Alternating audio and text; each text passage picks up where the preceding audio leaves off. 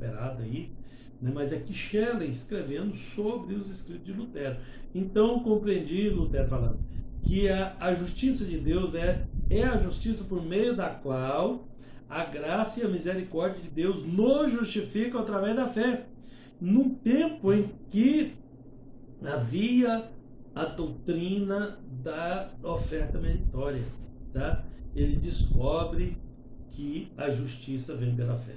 E nós estamos vendo oferta meritória em muitas igrejas por aí, né? A pessoa faz um pacto, faz um compromisso, faz uma, né, de depositar aquilo ali, que aquilo ali, por mérito, por merecimento, vai se juntar à doutrina do sacrifício de Cristo. E aí nós dizemos para vocês, ó, o sacrifício de Jesus é perfeito, o sacrifício da cruz do Calvário, de modo que não cabe mais sacrifício.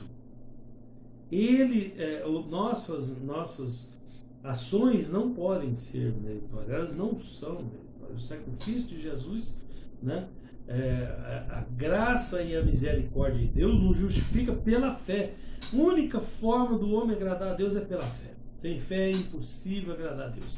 A única forma é pela fé. Por obras meritórias, as obras são importantes não para isso. Para isso elas não servem para nada. Não tem mérito nisso. Tá? Bom, o Lutero continua dizendo assim: e me senti renascer, cruzar as portas abertas em direção ao paraíso. Essa palavra foi a palavra de conversão de Lutero. Romanos 1,17. Eu sugiro para vocês leiam o livro de Romanos, o comentário de Romanos do reverendo Hernandes Dias. Eles vão ver o que ele fala sobre esse assunto aí, que foi o assunto que mudou a história de Lutero. Tá? Lutero, então, segurou-se firmemente, vou falar de novo, que pode alguém querer anotar, né? Comentário aos Romanos do reverendo Hernandes Dias. Lutero segurou-se firmemente, né, a sua descoberta de que os santos são justificados pela fé e não por obras meritórias, que era a doutrina, né, que lhe garantiriam a salvação. Hoje tem elas, não com esse nome, não pode falar esse nome aqui na igreja, mas elas são igualzinhas às obras meritórias que tinha lá na igreja moderna, tá? Na igreja moderna. Percebe-se que a mudança quanto à compreensão sobre a salvação foi drástica, tá? Porque ele alegou ter ido de encontro a uma verdade tão doce, tão assertiva, que trouxe a paz dentro dele, paz no coração dele. E nisso ele passou a se firmar, né, afirmar ainda mais a sua convicção, afirmar ainda mais a sua fé, tá? E aí então começa a luta dele para convencer a igreja do seu tempo de que a igreja precisava de uma reforma, tá? Então, daí começou uma outra etapa na vida de Lutero, tá? Eu estou agora na página 27, tá?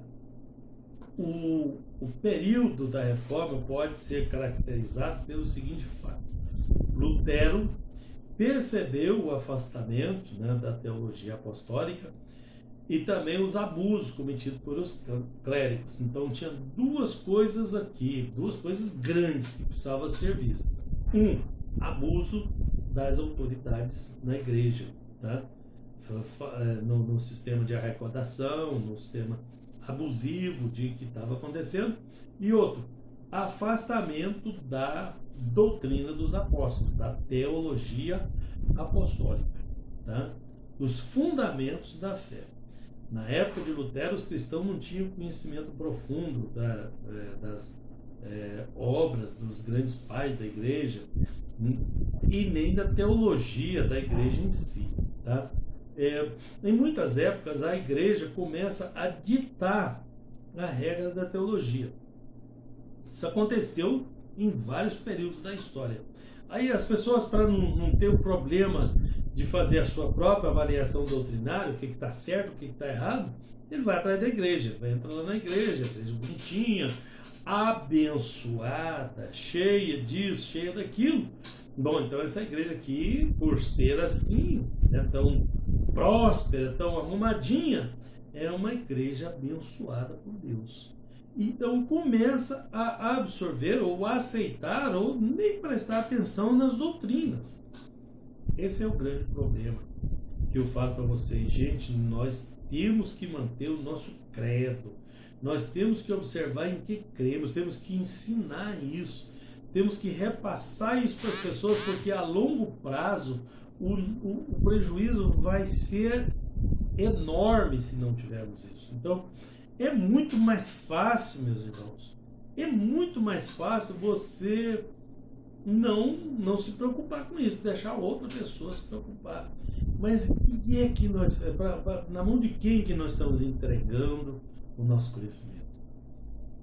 É para quem que nós estamos entregando nossa? Quem é que está cuidando da alma dos seus filhos, da esposa? Né? Qual é o fundamento disso? Tá? Então é importante, é muito importante que a gente se mantenha isso, porque é muita coisa, muito detalhe que a pessoa prefere não se envolver com isso. Ele já tem um trabalho dele, não, eu sou crente, sei que tem Jesus, tudo bem, eu sento aqui no banco, vocês não mexem comigo, deixa eu quero, e nós vamos, no fim, nós vamos para o céu junto. E é assim mesmo? Né? E qual é o fundamento disso? Isso tudo culminou para que o papado e os clérigos se aproveitassem dos cristãos, tá? Para dar continuidade à construção, por exemplo, da grande Basílica de São Pedro, e também colaborar, né, para as despesas papais, para que elas fossem supridas, porque a princípio tinha um racha, depois que esse racha, Roma acabou assumindo tudo, aí continuou que tinha que construir a Basílica, tinha que construir uma grande sede para mostrar que era ali, para não ter mais aquele cisma que foi para a França na época e toda aquela coisa. E quando o negócio fica grande, a sustentação do negócio fica grande também, e aí começam os problemas. Porque aí tem que manter essa máquina azeitada e funcionando, e isso custa caro, isso é dispendioso, e de vez em quando é preciso cortar aqui, cortar ali. Enquanto se corta aqui, corta ali, numa coisa que não tem problema, mas quando começa a cortar doutrinas, porque vai atrair mais pessoas e vai ter mais dinheiro para sustentar a coisa, é onde entra o grande problema das igrejas, inclusive de igrejas modernas. Eu conheço líderes que falam, não, se eu fosse começar hoje, eu não faria do jeito que eu fiz, não. Eu fiz, mas eu não faria desse jeito. Por quê? Ele se sentiu coagido pelo sistema, que foi ficando uma marca pesada. Estou falando de grande igreja, estou falando de Brasília, tá? Uma igreja em Brasília. E ele mesmo se sentiu coagido a fazer coisas que ele não queria fazer, mas fez. Por quê? Para manter o sistema funcionando. Então, aí vem Pelikan e fala, né, o ataque de Lutero às indulgências, apesar de ocasionar por certos abusos e excessos associados com venda, isso aí, 1517 é emblemático porque foi o ano que ele colou a tese dele com os 95 itens que ele queria protestar, por isso nós somos chamados de protestante. Você sabe por que você é chamado de protestante? Porque o primeiro a protestar foi Lutero, separou 95 itens que a igreja estava fazendo contra a palavra de Deus, pregou em 1517 na porta da Basílica, lá do castelo de Wittenberg, tá, na Alemanha, né? E isso se espalhou e ele foi considerado herege contra a igreja e tudo mais. Mas não se preocupe, Lutero morreu em boa velhice e tranquilamente, tá? Protegido por Deus, tá? Os seus inimigos não conseguiram martirizar, tá? O tesouro da igreja é o mais santo evangelho da glória e da graça de Deus, tá? Era a declaração de que havia um tesouro de méritos, tá, de Cristo e dos santos, que a igreja estava se aproveitando disso aí para usar a remissão das punições e por aí vai, tá? Então, uma coisa puxou a outra, tá? E doutrinariamente acabou se opondo à doutrina apostólica, doutrina bíblica, né, Lutero se opôs fortemente a todo esse sistema de indulgência. Ele alegava que a indulgência, vocês lembram, a indulgência é a remissão, é o pagamento de pecados. Parte deles, às vezes o pagamento era pouquinho, porque todos os pecadores sempre. O pecado dele é muito grande, né? Esse dinheirinho aí não era para. Aí ele pagava uma parte, né? Então o cara pagava os pecados dele lá, tipo Casas Bahia, né? Em 24 meses ali, você, né, negociava os juros, sei lá como é que é. Né? Parece brincadeira, né? Parece cômico se não fosse tão trágico o que aconteceu. Tá? Isso acabou, né, com a moral da igreja. A igreja estava desacreditada, né, por essas coisas. E não era uma coisa só, vocês perceberam, né? Era um conjunto de problemas, de dificuldades que acabou abalando toda a igreja. Tá? O Lutero, alegava que as indulgências não tinham poder para perdoar os pecados e que os tesouros da igreja estava baseado no sacrifício de Cristo, né? E na luta dos santos ao longo da história cristã, a partir desses méritos, é que o crente poderia alcançar o perdão e misericórdia, né, da parte de Deus, e não através de barganha com pagamento de indulgências.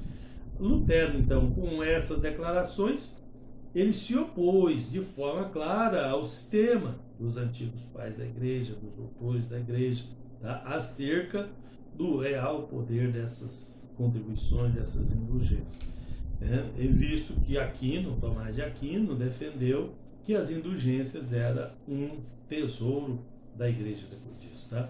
E a fim de tornar pública a sua insatisfação, né, com as indulgências, da forma que elas estavam sendo aplicadas, eu acho que mais gente já estava com essa insatisfação, mas é que muitos não tinham coragem de se opor ao sistema, de se posicionar. Por isso que eu falo, né?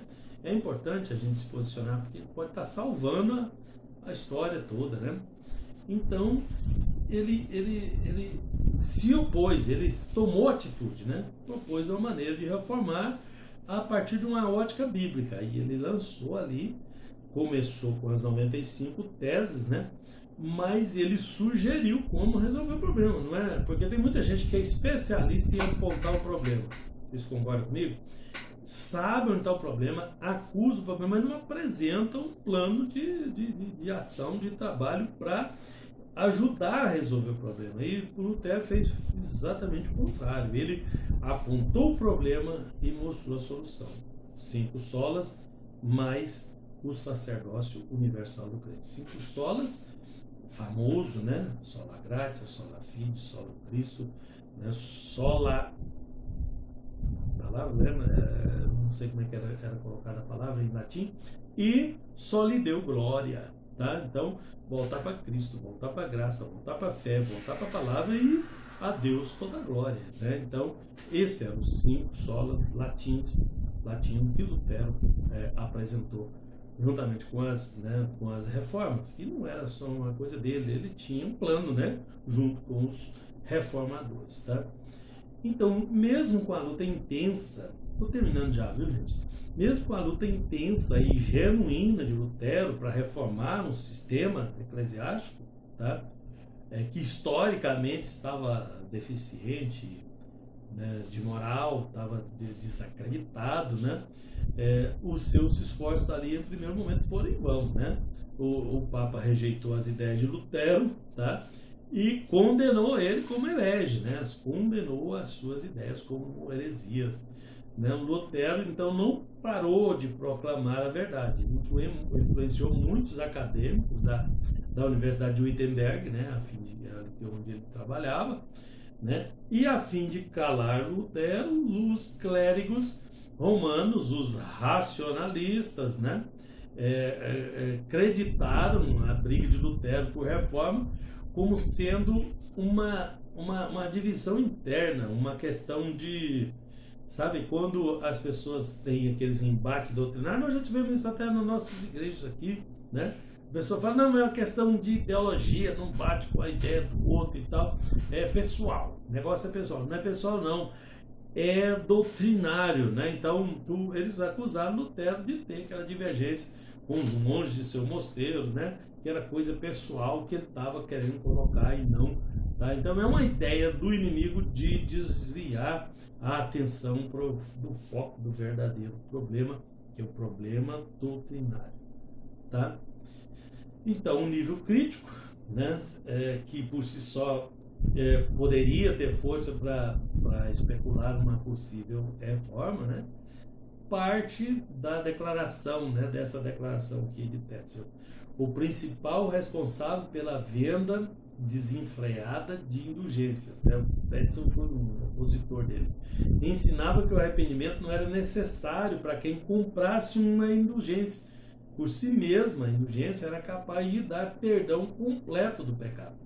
Tá? Esse Tetzel foi um grande opositor de Lutero, né? E foi, né, a partir da publicação das 95 teses de Lutero, que esse Tetzel fez de tudo para silenciar o Lutero, porque ele era uma ameaça evidente, né, à sua peregrinação ali por toda Roma, né, na venda de indulgência. Ele era o tesoureiro da igreja que saía recolhendo, né, a grana aí das indulgências, né, e ter alguém como Lutero se opondo ao sistema, né, ia trazer prejuízo no trabalho dele, né. Bom, vocês viram que a história é longa, importante, tá? Não vou cansar vocês com ela, mas eu espero ter criado no coração de cada um o interesse, a vontade, né, de estudar isso, de saber isso, de entender toda essa situação aí, tá?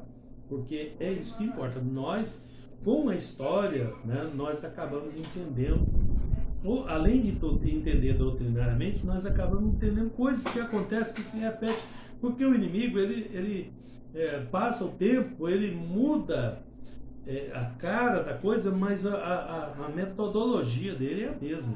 Muita coisa que eu falei aqui hoje, vocês identificaram aí, certamente, com o que acontece nos nossos dias, porque nunca muda, né? Continua sendo a mesma coisa aí, tá? E nós temos que lutar contra isso, conhecendo a história, conhecendo a palavra, conhecendo a verdade. Bom, perguntas?